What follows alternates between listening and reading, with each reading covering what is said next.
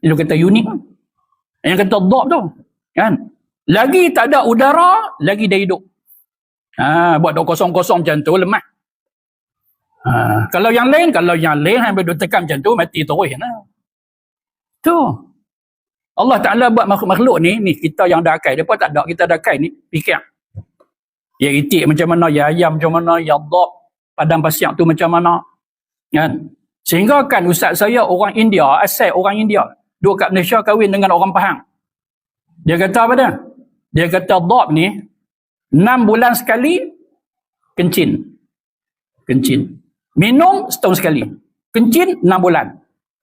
Kan? Tak tahu, dia duduk tengok tak tahu. Kan? Ustaz, saya tengok dia kencing terus. Yang tu dah cukup lah 6 bulan. Sungguh. Mereka kaji macam mana kita pun tak tahulah. Dia habaq, saya habaq. Betapa uniknya binatang yang nama dia bewok.